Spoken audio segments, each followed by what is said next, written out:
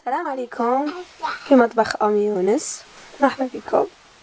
جبت لكم وصفة اليوم باردة سهلة في ايامات سخانة في رمضان ولا في ايامات الصيف. راح تعجبكم هذه الوصفة ان شاء الله.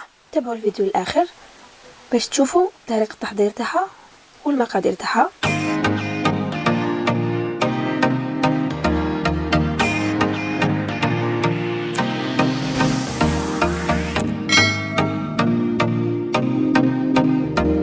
اذا هنايا عندي سلطة باردة حنستعمل فيها هذه المكرونة هذه تاع البابيون.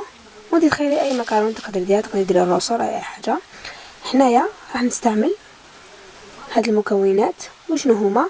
هنايا عندي طون، عندي جبن، عندي زيتون، عندي الكاشير على نوعين ابيض واحمر، وعندي شويه تاع البصل الطويل تاع الشلاضه، وعندي هنايا الطرشي تاعي او فلفل الاخضر، وعندي طماطم.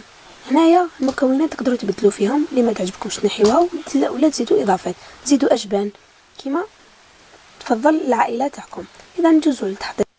هنايا نجيبوا مكرونه تاعنا، شوفوا طيبوها في الماء والملح بس طياب، ما نطيبوهاش بزاف باش ما تخسرناش. نجيبوا هذيك المكونات كامل اللي درناهم ونحطوهم كامل هنايا، الطون تاعنا والفرماج والزيتون وكلش نحطوهم كامل هنايا، ومن بعد نخلطوهم ونكملوا الوصفه تاعنا. نخلطوها مليح، نحطو كاع المكونات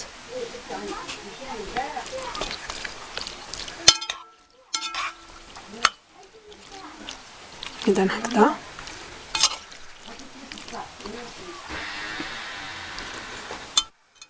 نكملوا نخلطوها كامل. وهنايا كما كتشوفوا اذا هنايا نحطوها تبرد لنا مليح، ومن بعد هنايا باش نديروا لها كي نجيو راح نقدموها نديروا لها لاصوص تاعنا.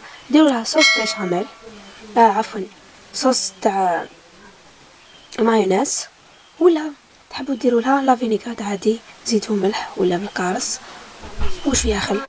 هذه هي الوصفه تاعنا، وصفه مكرونه سلطه. ان شاء الله تعجبكم الوصفه وتجربوها. ما تنسوش ديروا لايك وتعليق، بارطاجيو مع اصدقائكم، والاشتراك بين سور في وصفات قادمه ان شاء الله. بقوا على خير.